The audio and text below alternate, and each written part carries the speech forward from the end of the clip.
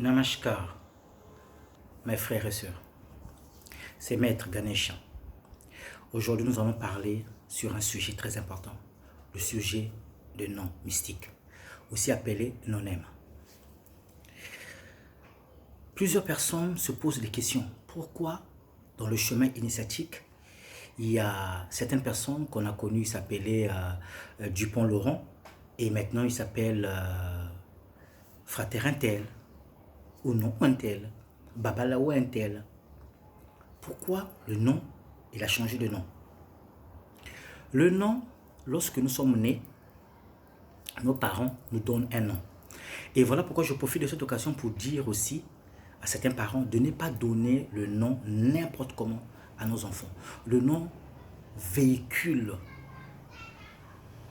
une énergie. Le nom, c'est même la puissance même qui sera véhiculée à travers l'enfant.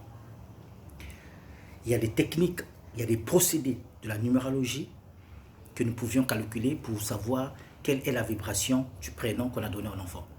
Évitez de donner à vos enfants des noms que vous allez prendre par-ci par-là. Parce que le nom vibre. Et le nom a une vibration très intense. Quel que soit le sommeil, quel que soit le niveau de votre sommeil, lorsqu'on est en train d'appeler votre nom, on est en train d'appeler votre nom, tu dois te réveiller. Si on est en train d'appeler Jean, quel que soit le niveau de ton sommeil, tu vas te réveiller. Alors que c'est écrit nulle part Jean. Mais parce que Jean est ton prénom, Jean a une vibration.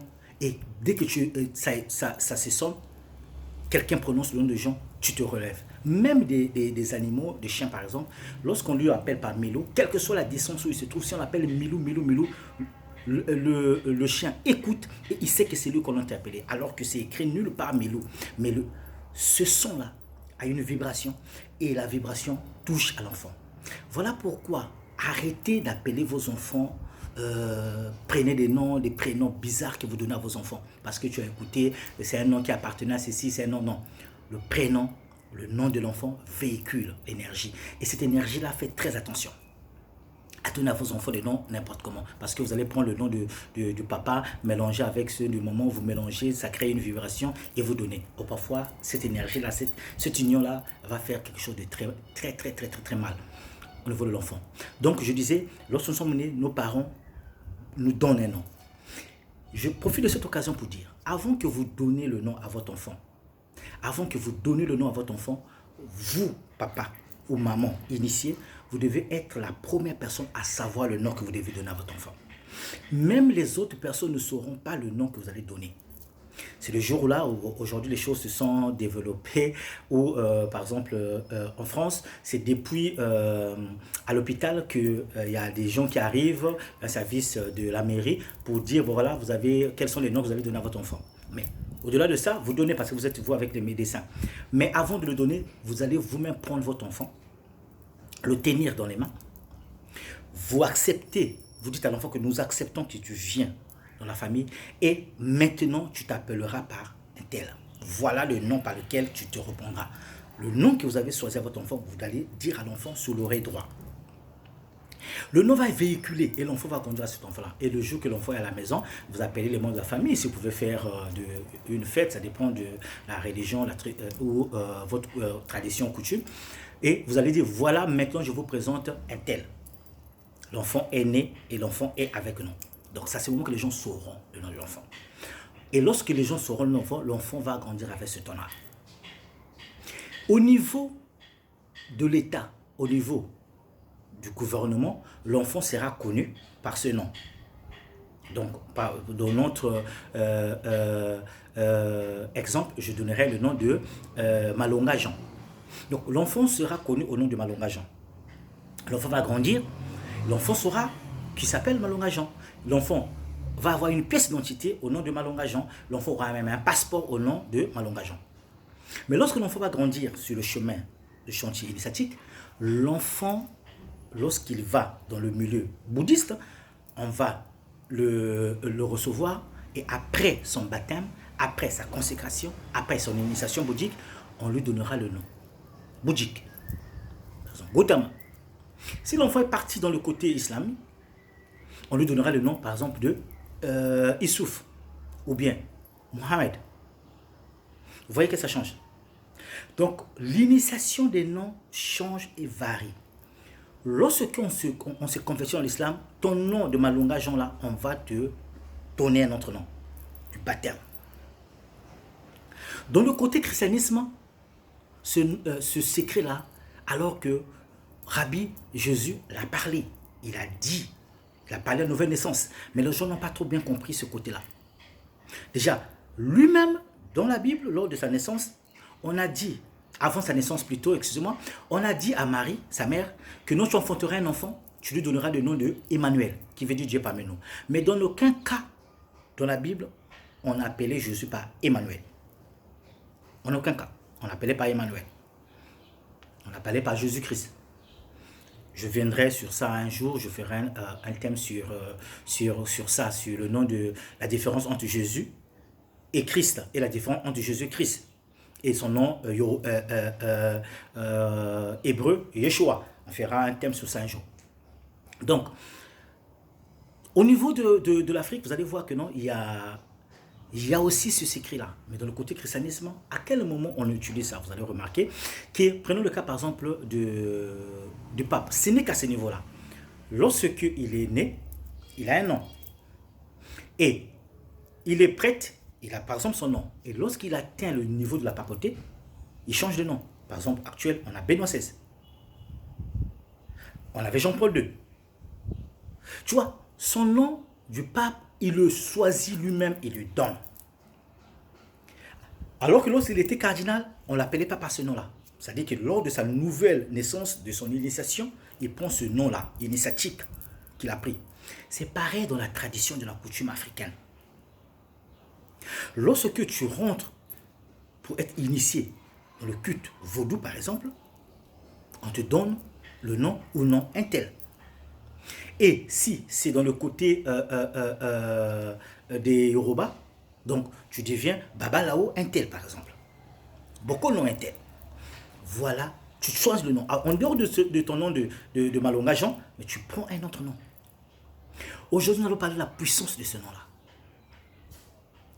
Il y a 2 degrés des noms que les gens oublient. Il y a d'abord le nom initiatique par lequel celui qui t'initie te donne ce nom-là. Le maître, le bokono, le babalao, le prêtre, ce prêtre vaudou noir, c'est lui qui te donne ce nom-là. Que maintenant, en dehors de Malunga Jean, tu t'appelleras par ou non un tel, ou bien babalao un tel, ou bien voici son nom. Si il n'est pas dit que tu dois seulement être un prêtre pour avoir le nom mystique, non. Même un individu normal qui est sur le chemin peut avoir son nom mystique. Que tu t'appelleras par un tel. On te donne ton nom mystique. Le nom là, c'est celui qui est initié, qui connaît le secret qui te le donne. Ce nom là va servir à quoi? Au niveau physique, le sorcier, les mages noirs te connaissent par le nom de Malunga Jean. Donc lorsqu'ils vont faire des rituels, lorsqu'ils vont faire des cérémonies au nom de Malunga Jean pour t'atteindre, Malunga Jean, fils d'un tel. Parce que lorsqu'on veut bénir quelqu'un, ou on veut maudire quelqu'un, ou on veut faire du mal à quelqu'un, il faut utiliser son nom de famille, son prénom et le nom de sa maman. Et même lorsqu'on veut faire une bénédiction, on utilise ça. Et pour éviter ces genres de trucs, il faut que vous ayez vos secrets. Le secret, c'est votre nom mystique. Lorsque la personne va appeler votre nom, Malunga Jean, fils de Mouissou Elisabeth, à ce moment-là, lorsqu'il va envoyer ce sort, il va envoyer ses secrets, il va envoyer ses histoires mystiques pour vous atteindre, ça n'aura aucun effet. Parce que vous avez subi une initiation spirituelle ou mystique, ou vous avez eu un autre nom. Ce nom-là, il n'y a que vous et votre maître initiateur qui le connaît. C'est un nom secret, un nom mystique. Tant que personne ne saura ce nom-là, personne qui utilise ces secrets mystiques peut vous atteindre. Ça, on appelle ça le nom mystique qui vous a été transmis par un maître initiateur. Au-delà de ça, il y a un qu'on appelle un nonem. Celui-là, ce n'est aucun maître qui peut vous le donner.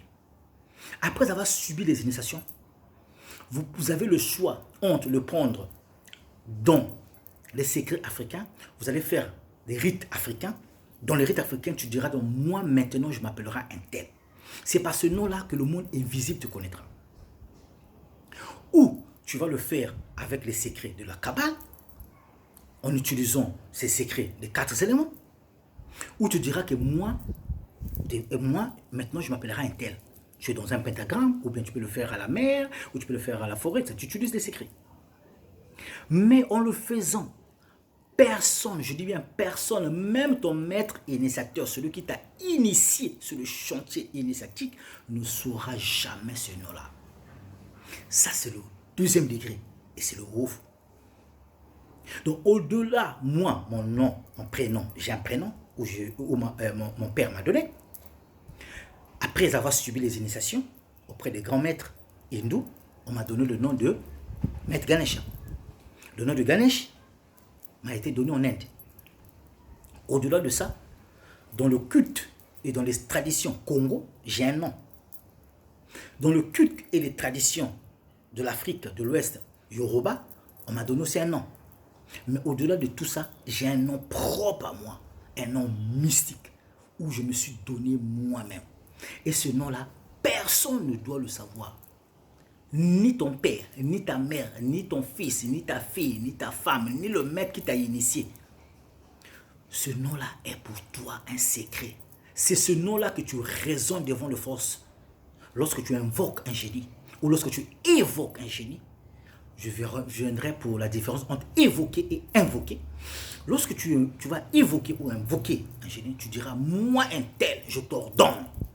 Lorsqu'il va écouter ce nom-là, il va se rappeler de l'alliance que tu as faite le jour-là que tu étais seul. Il va savoir. Vous rappelez un passage biblique où il y avait un Simon Pierre qui existait, il faisait beaucoup de miracles à ce moment. Et il avait fait invoquer un des grands esprits. L'esprit apparut. L'esprit lui a dit que non, voilà, je connais un tel, je connais Jésus, mais toi je ne te connais pas. L'esprit dit à l'esprit, comment tu ne me connais pas? Moi, je suis l'un des grands mages qui existent. Il dit, non, je ne le connais pas. Et l'esprit l'a détruit. Pourquoi? Parce que lorsqu'il a fait ses secrets, il ne s'est pas présenté devant le monde invisible. Et lorsqu'on se présente devant le monde invisible, on ne se présente pas au nom de Malonga Jean, dans notre exemple. Parce que Malonga Jean, c'est connu au niveau du monde physique. Et dans le monde spirituel et mystique, tu dois avoir un nom. Et c'est par ce nom-là que lorsque tu vas les évoquer, lorsque tu vas prononcer ce nom, ils seront en toi la grandeur. Et ces esprits-là vont obéir, s'agenouiller et te respecter. Voilà, mes frères et sœurs, la différence entre un nom spirituel qu'un maître a donné et un nom mystique que toi-même tu dois t'octroyer. Et c'est ça qui fait la différence entre des élèves et des maîtres. À un niveau donné, tu dois avoir un nom et un nom personnel à toi-même. Et c'est par ce nom-là que tu vas te lancer dans la quête initiatique. Que la lumière soit.